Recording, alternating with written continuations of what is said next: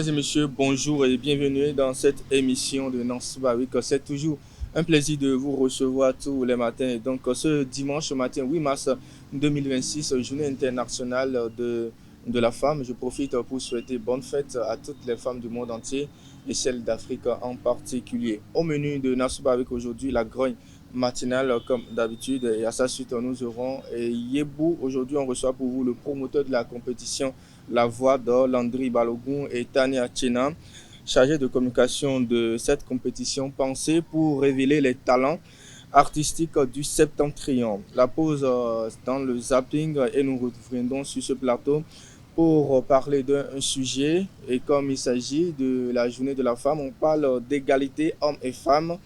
Réalité ou discours politique, c'est le sujet dont nous allons débattre sur ce plateau. Installez-vous confortablement, on revient pour dérouler le programme.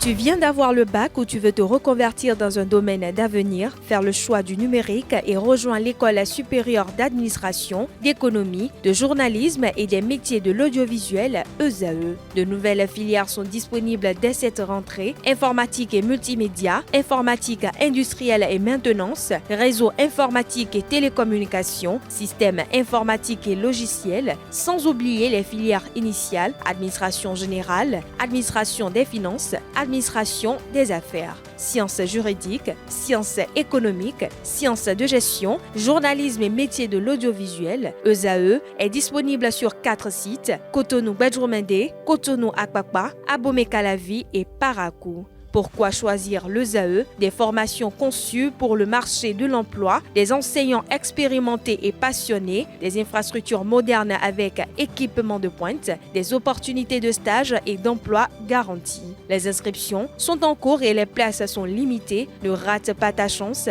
donne vie à tes ambitions avec l'ESAE. Contacte-nous vite par appel ou par WhatsApp au 01 98 98 14 00 ou via email scolarité@esae.bj et visite notre site web www.esae.bj. Ton futur commence maintenant avec l'ESAE. Tu investis dans un avenir professionnel, concret et sécurisé. ESAE, l'excellence à un nom.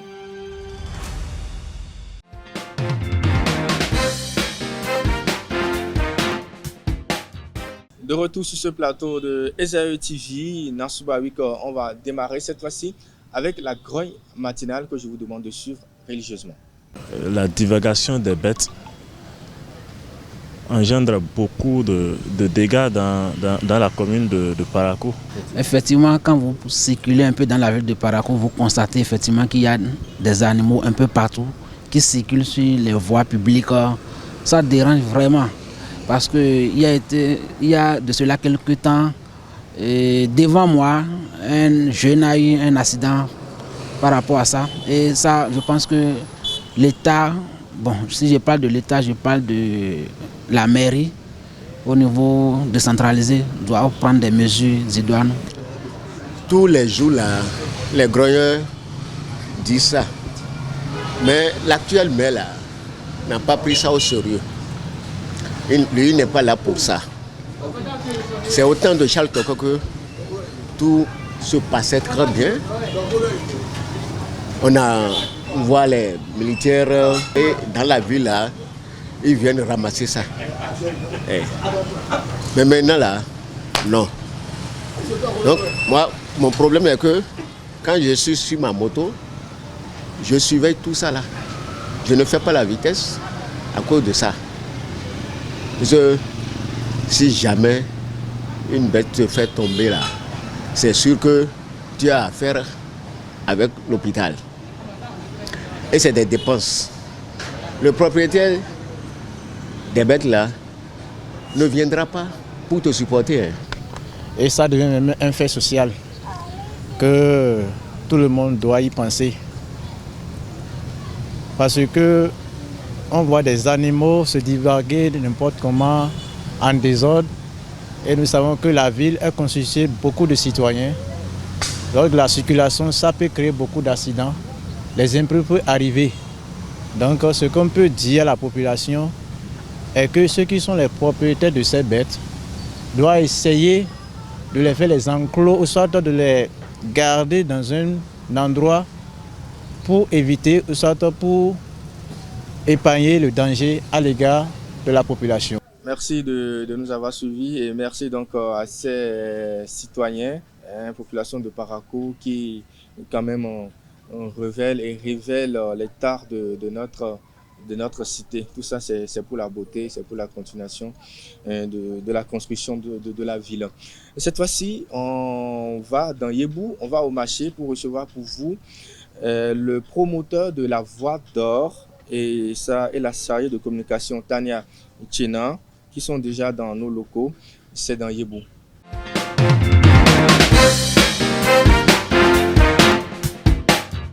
De retour sur ce plateau de Nansouba Week, on continue cette émission dans Yébou et on reçoit pour vous cette fois-ci des organisateurs de l'événement La Voie d'Or ici même à Parakou, un événement qui met en lumière les talents artistiques de notre si belle cité. Et je reçois pour vous aujourd'hui Landry Balogun qui est le promoteur de cette compétition et la chargée de communication de l'événement La Voie d'Or en la personne de Tania Tchena. Bonjour Tania Tchena. Bonjour monsieur le journaliste. Comment vous allez? Très bien chez vous. Je vais très bien ce matin. La forme. La fraîche. D'accord. Monsieur Landry Balogun? Oui, bonjour, comment vous allez? Je vais très bien. Okay, ça va, super bien. D'accord. Alors si nous sommes là aujourd'hui, c'est pour parler de cet événement-là et qui est quand même déjà des éditions, je vais dire. La Voie d'Or. Quand on entend Voie d'Or, on entend déjà musique, on entend déjà chanson.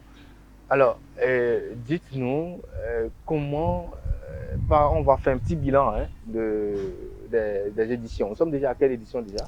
Nous sommes à la 6e édition cette année. Voilà, 6 ans déjà qu'est né cet événement. Et si on va faire un petit bilan à mi-parcours, qu'est-ce qu'on peut dire? Je dirais spécialement que nous sommes en train de faire petitement notre chemin. Et nous sommes à un niveau où on constate que les gens commencent à s'intéresser petitement à l'événement. Les gens commencent à s'intéresser petitement à l'événement de la première édition jusqu'à la 6e édition. Aujourd'hui, Tania Tchena, qu'est-ce qui a changé? Alors, il faut remarquer d'abord que depuis la première édition jusqu'à cette 6e édition que nous allons avoir cette année, il y a eu beaucoup d'innovations, beaucoup de créativité. Les jeunes se révèlent beaucoup plus. Donc, par rapport aux premières éditions, il faut dire qu'il y a eu beaucoup de changements, surtout. Et de plus en plus, comme le promoteur l'a dit, les jeunes s'intéressent, ils s'affirment, ils veulent montrer de quoi ils sont capables. Et à chaque édition, nous remarquons qu'il y a encore beaucoup plus de talent. Voilà, à chaque édition, beaucoup plus de talent. Et forcément, si vous avez initié une telle compétition, c'est pour atteindre un but donné. Alors dites-nous, quel est l'objectif? Est-ce que l'objectif est atteint? Ok, je dirais l'objectif pour moi, c'est qu'on puisse avoir des talents d'ici qui pourront aussi sortir de la zone, aller nous représenter ailleurs. Parce que quand nous avons des grands événements au nord ici, on constate que les grands artistes viennent d'ailleurs. Et pourquoi pas chez nous?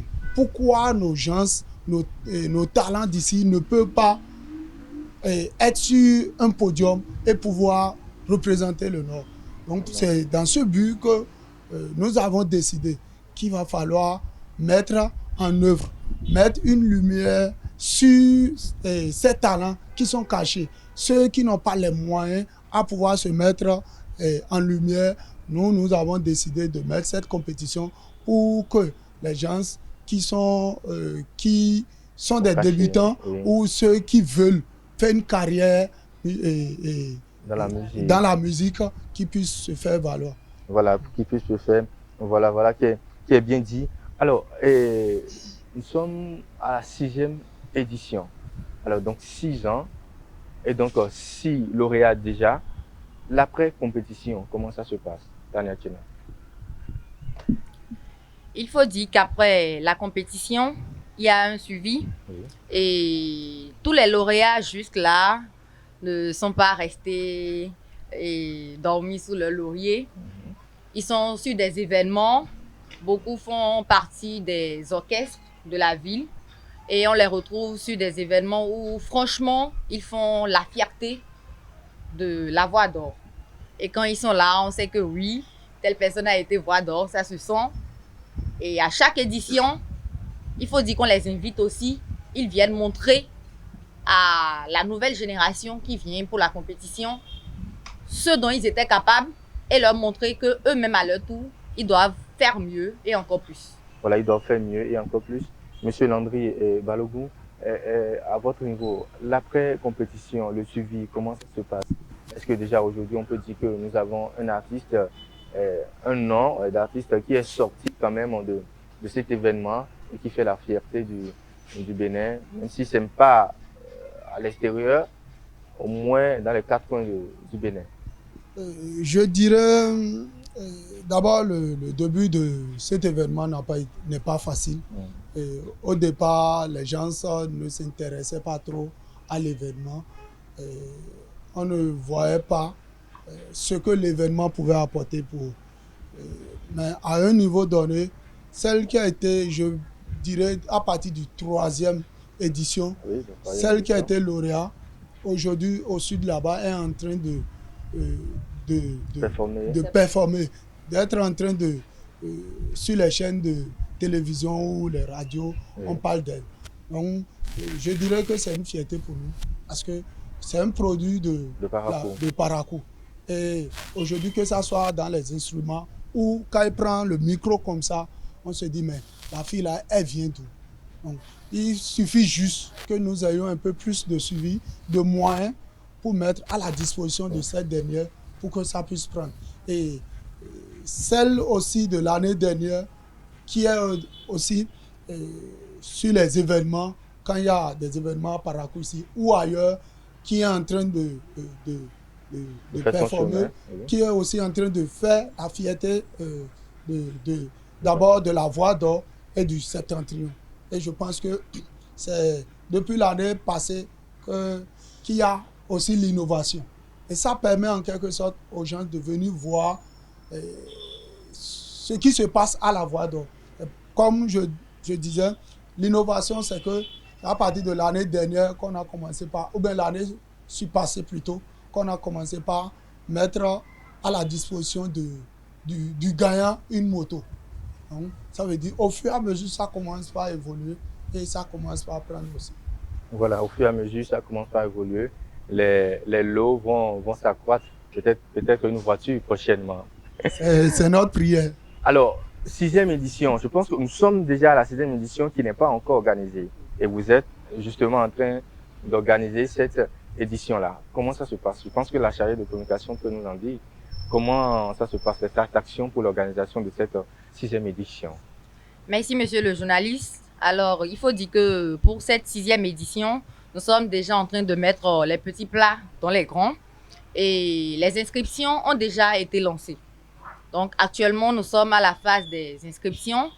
Et déjà, si près à Dieu, à partir du mois d'avril, les castings pourront déjà commencer où nous allons pouvoir dénicher à la base des talents que nous avons et qui seront par la suite dans la compétition.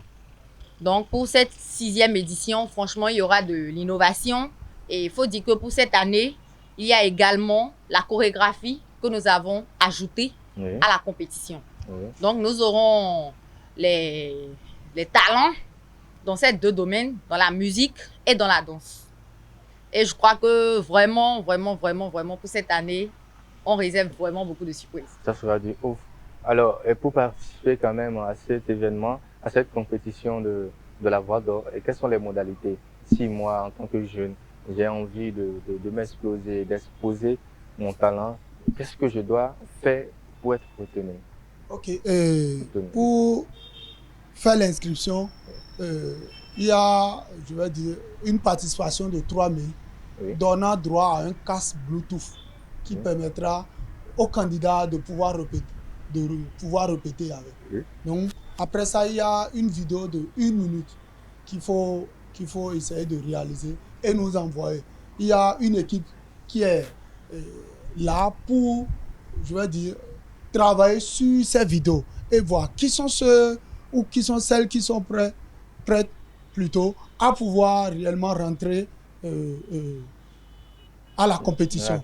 Après ça, il y a une formation qui serait donnée aux candidats, en quelque sorte pour leur permettre de savoir, de connaître le b.a.-ba de la musique et de ne pas souvent aller sur le podium dégamer et ainsi de suite. Comment aussi garder le micro sur le podium, la scène, comment utiliser sa scène, ainsi de suite. Il y a une formation qui est là pour eux.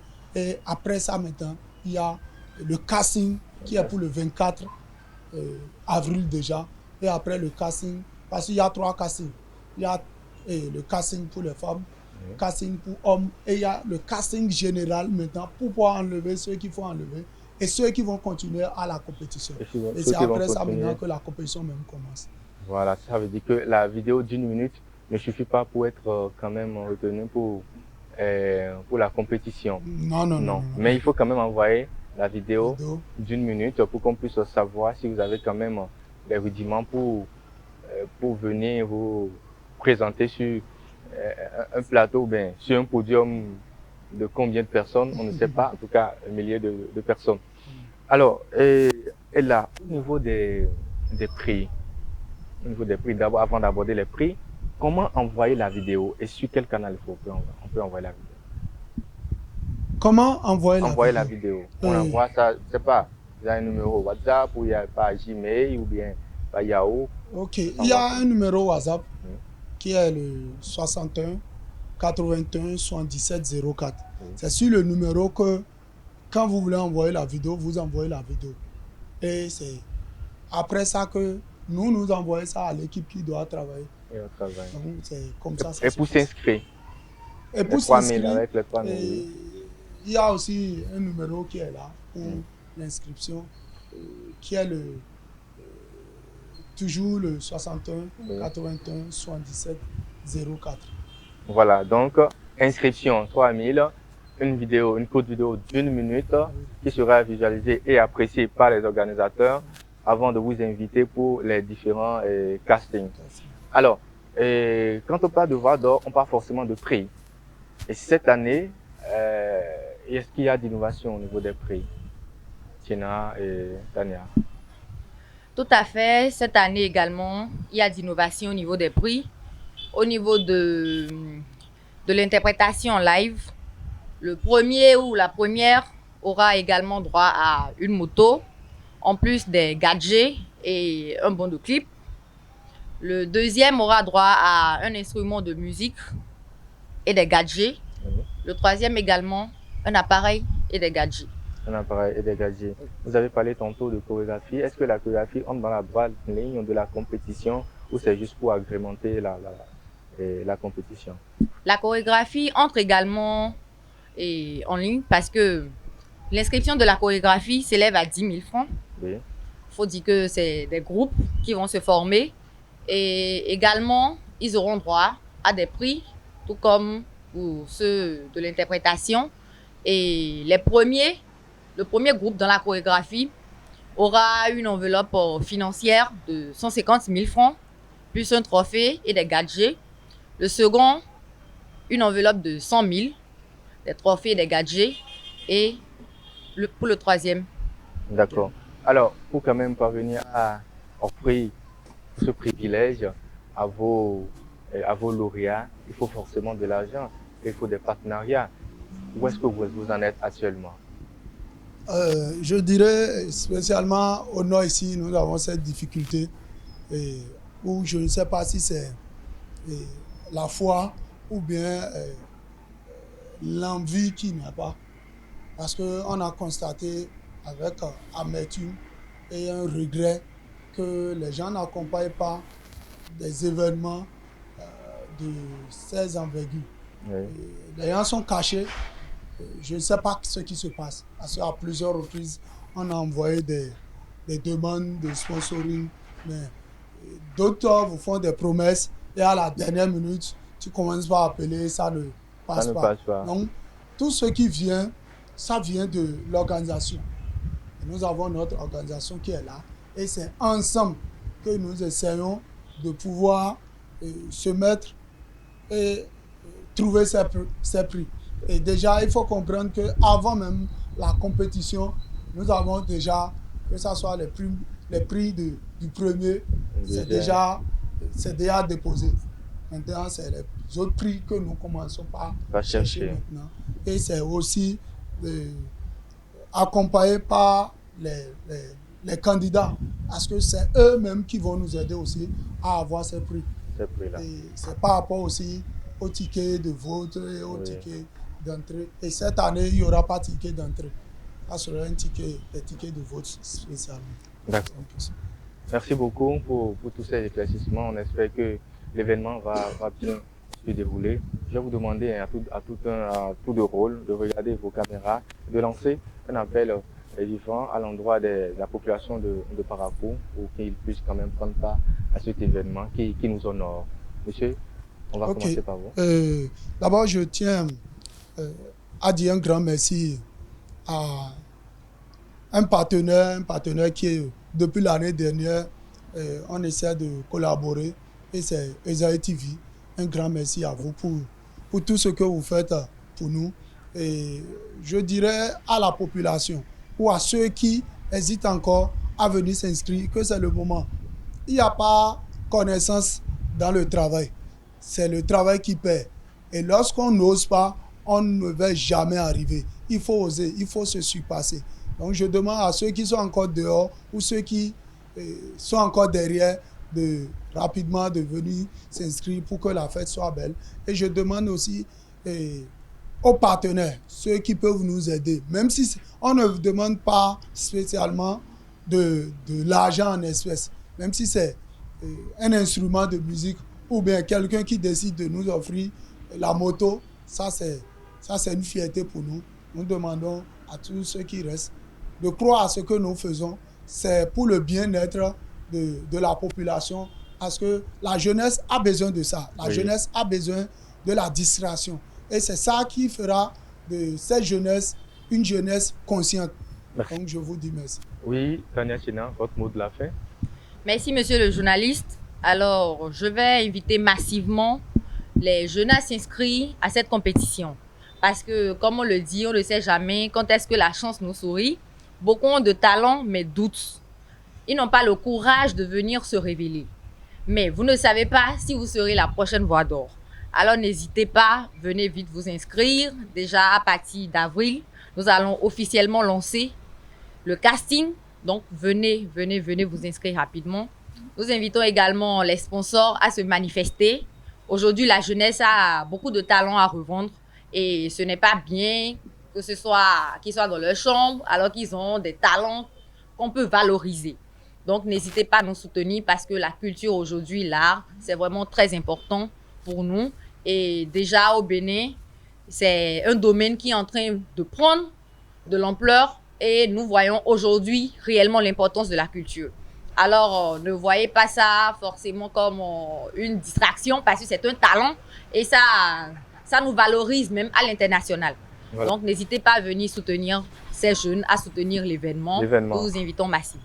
Merci beaucoup, Tania et China, pour ces apports. Alors, on en finit, Yébou, et on recevait pour vous et les organisateurs de l'événement La Voix d'Or. Vous avez compris, envoyez vos vidéos d'1 minute pour être sélectionnés. Inscrivez-vous massivement, vous êtes peut-être la prochaine voix d'or de cet événement. Alors, on va faire une courte pause dans le zapping avant de revenir sur ce plateau pour le panel de discussion. Le sujet aujourd'hui, on parle d'égalité entre hommes et femmes, réalité ou simple discours politique. On revient sur ce plateau pour le développement.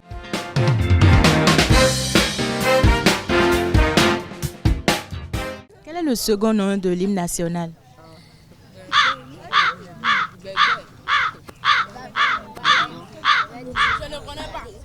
Enfant du Bénin debout. Qui a composé l'hymne national? Gilbert Dayon. Quelle est la capitale économique du Bénin? Porto-Novo. Et la capitale politique?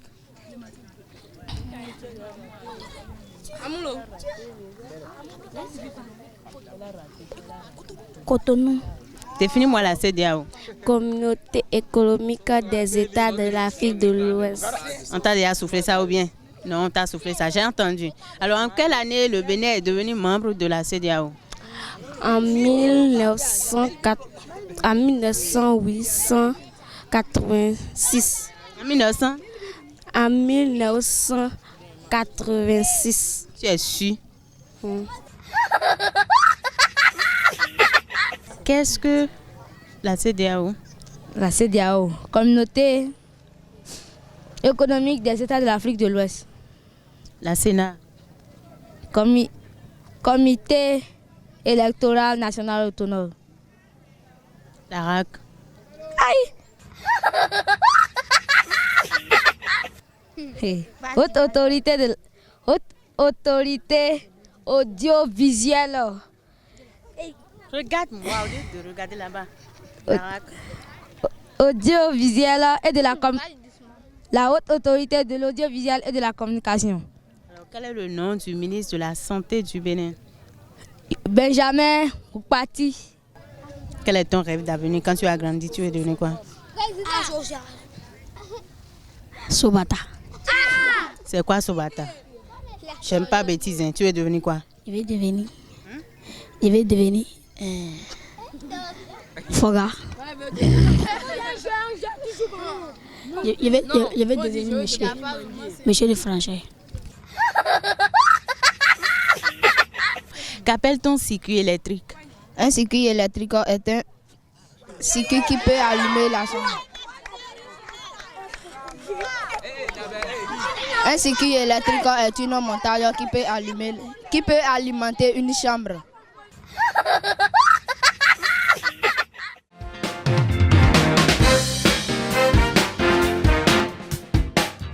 Allez, on va finir cette émission de Nansoubarik avec le panel de discussion. Le sujet, comme annoncé dans le sommaire, égalité entre femmes et hommes, réalité ou simple discours politique. Sur ce plateau, j'ai le grand, l'excellentissime Elvik Mbeto, qui est en face de la très belle demoiselle Tchena Tania, pour nous donner leur avis sur ce sujet-là. Alors, on va dire honneur aux dames, parce qu'aujourd'hui, nous sommes le 8 mars, journée internationale de la femme. Alors, Tania Tchena, quand on parle d'égalité entre hommes et femmes, de quoi s'agit-il réellement? Merci, monsieur le journaliste.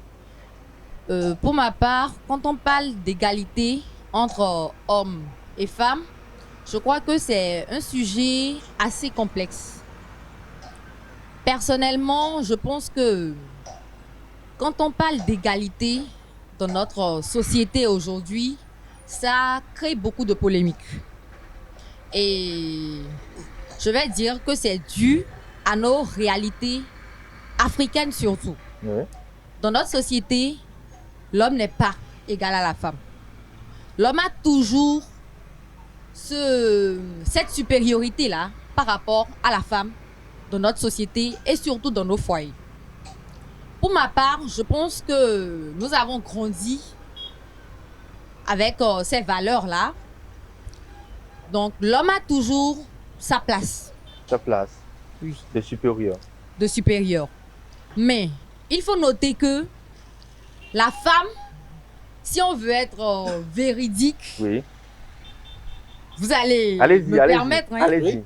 En vrai, la femme a un rôle qu'on ne peut même pas décrire. Qu'on ne peut pas décrire. Et je crois que l'homme, même au fond, reconnaît la place de la femme. On va revenir parce que je sais que vous avez quelque chose à dire qui ne sort pas. Alors, Elvik Mbeto. Oui, Marcel. Égalité entre hommes et femmes.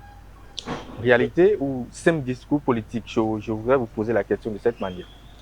Un temps, on pouvait dire discours politique. Mais avec l'évolution du monde, avec ce que nous voyons, le changement, c'est plus qu'une réalité. Ça s'observe en tout aujourd'hui. Oui. Et les femmes qui sont mises en avant, les femmes qui sont dans presque tout aujourd'hui, que ce soit la politique et la culture, tout, on voit les femmes devant, on met la femme en avant. Donc, c'est plus un seul discours politique. C'est la réalité aujourd'hui de voir les femmes dans presque tout. Et égalité femmes et hommes, c'est donner la chance qu'on donne aux hommes, c'est donner cette même chance aux femmes de pouvoir se mettre en avant, de pouvoir se donner à fond et montrer leur potentiel. Voilà, tout à l'heure, Tania a semblé dire, si j'ai compris, que la femme peut se mesurer à l'homme. Est-ce que c'est vrai? Je ne dirais pas que la femme fasse se mesurer à l'homme. Comme on le dit très souvent, derrière un homme se cache une grande dame. Donc la femme a un rôle en fait incontournable. Sans la femme, je crois que l'homme ne sera pas ce qu'il est. Aujourd'hui, il faut dire que la femme a beaucoup de potentiel et cela se révèle dans plusieurs domaines. Oui, allez-y. La femme a les capacités de faire ce qu'un homme fait aujourd'hui. Même dans les métiers, cela se remarque, même dans le domaine de la mécanique où avant on ne voyait quasiment pas de femmes. On voit les femmes se révéler. Aujourd'hui, même dans la politique, dans plusieurs domaines, les femmes sont mises à l'avant. Mais au-delà de tout, il faut reconnaître les réalités de notre société. Et l'homme a sa place, mais il faut également reconnaître la place de la femme à côté. Donc, quand on parle d'égalité, dans des domaines donnés et tout, je crois que oui, la femme peut faire ce que l'homme fait. Mais il faut reconnaître à l'homme sa place malgré tout. Parce que si c'est à l'extérieur et tout, mais ici en Afrique, je crois que c'est un débat qui ne va pas finir. Voilà, ici en Afrique, c'est un débat qui ne va pas finir et nous voyons beaucoup d'œuvres, en tout cas beaucoup d'activités pour quand même permettre aux femmes de s'affirmer, de se montrer égales à l'homme, entre griffes. Cela voudra dire que quelque part, il y a un fossé. Donc, on nous a toujours dit que les femmes sont plus nombreuses que les hommes dans le monde entier, mais quand on regarde dans les institutions, quand on regarde au niveau même du plus petit job qu'on dit, les hommes prennent toujours le dessus. Pourquoi cela? Parce que, un simple exemple, il n'y a pas, quand vous prenez sur 10 présidents dans le monde, il y a peut-être une seule présidente femme. Pourquoi cela? Moi, je peux dire que d'abord, c'est comme Tatiana disait tout à l'heure, et l'homme a cette place de supériorité dans la société où l'homme avait le droit de faire tout ce qu'il voyait. L'homme était mis en avant dans presque tout, c'est l'homme qui occupait presque tous les postes qu'il y avait.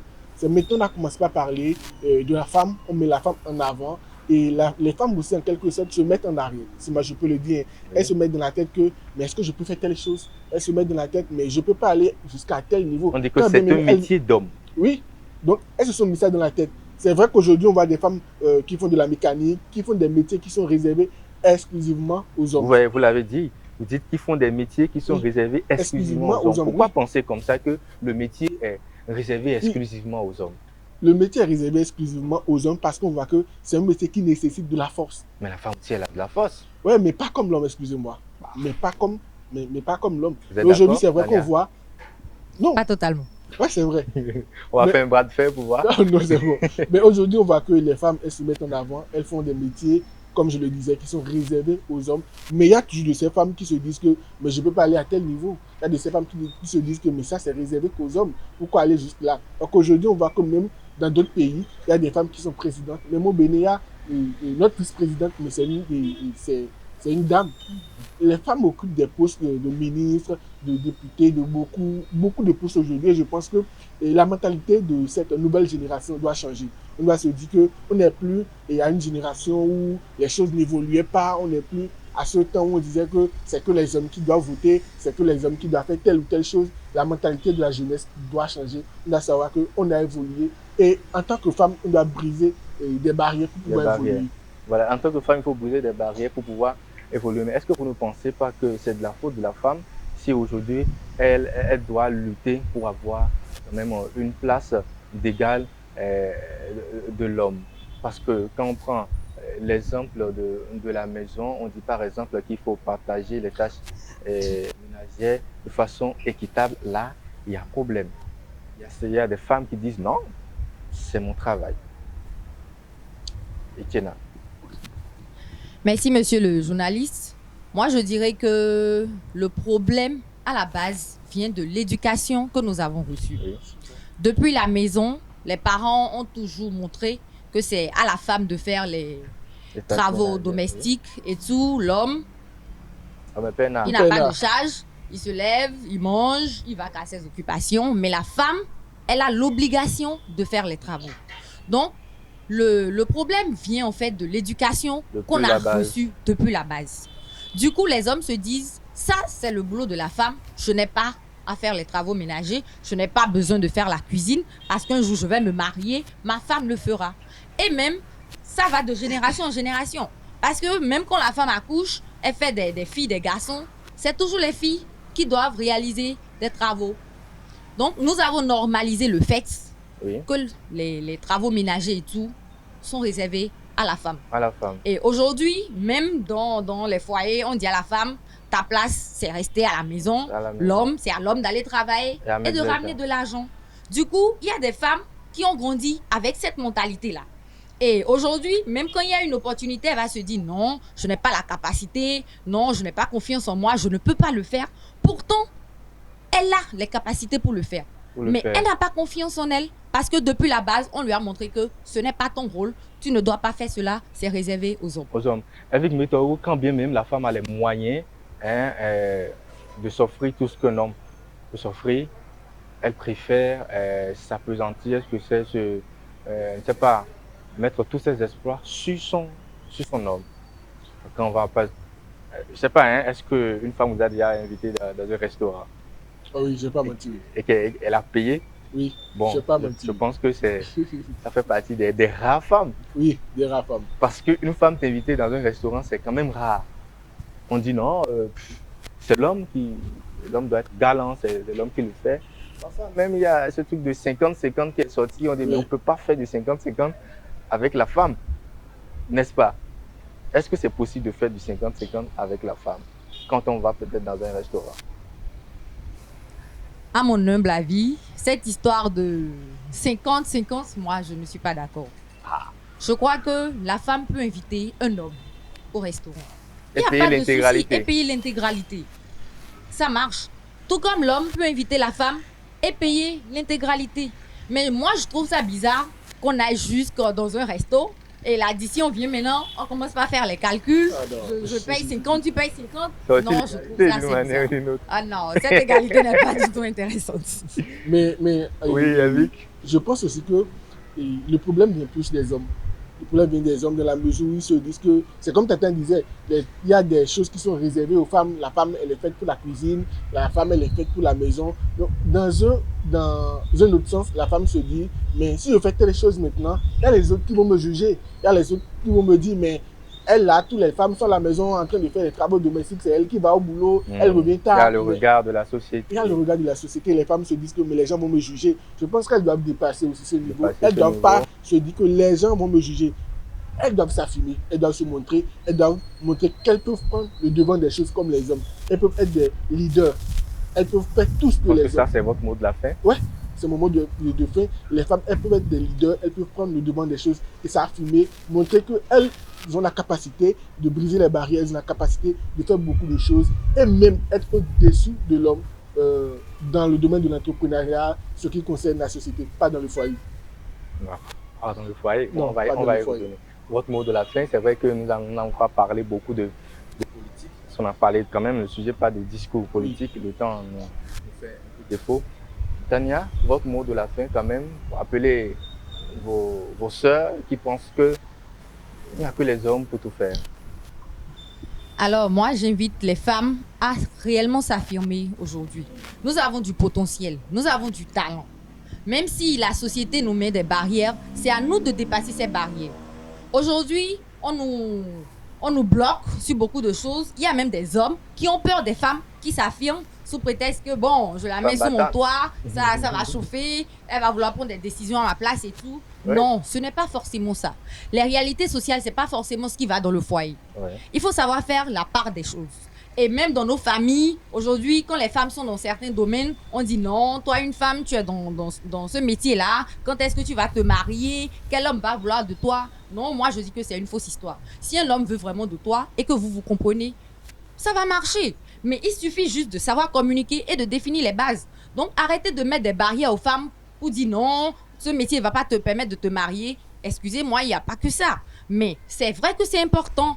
Mais si un homme veut de toi, il va t'aider, il va te propulser, il va t'amener à réellement devenir la grande dame que tu es. Je l'ai dit tout à l'heure, derrière un grand homme se cache une grande dame. Alors, je vais inviter nos charmants messieurs à valoriser les femmes. Ne les faites pas sentir inférieures et tout. Non, ce n'est pas bon. Il faut que aussi la femme valorise l'homme. Voilà. Les femmes, respectez vos maris. Respectez vos maris, ils ont leur place au-delà de tout. Et comme c'est notre journée, moi, j'invite vraiment les femmes et les hommes, surtout, à montrer à leurs femmes qu'elles sont importantes. Et si vous me permettez, à l'occasion, j'invite la population le 21 mars prochain à célébrer la journée de la femme avec nous. Ce sera on va vous au faire bar la facture. Himalaya. Et on va vous faire la facture. Il n'y a pas de souci, il n'y a pas de souci. C'est le moment, vu les carèmes, nous avons dû déplacer la date pour permettre à tout le monde de pouvoir être là. Donc, sortez massivement, nous allons faire la fête ensemble. Merci beaucoup, sortez massivement, nous allons faire la fête ensemble, vous l'avez compris. La femme, tout ce qu'une femme peut faire, tout ce qu'un homme peut faire, une femme peut le faire également. Et comme on le dit, derrière un grand homme, il y a une grande dame. Et derrière une grande dame, on va y revenir. On va y revenir pour savoir il y a qui derrière une grande dame. Alors, nous, on va s'en arrêter là aujourd'hui pour cette émission, ce nouveau numéro de Nansoubawi qui est revenu dimanche prochain pour un nouveau numéro. D'ici là, chers amis, portez-vous bien et surtout, n'oubliez pas de vous abonner à notre chaîne en cliquant sur la cloche de notification pour rester toujours en compagnie de nos programmes. Allez, ciao, ciao.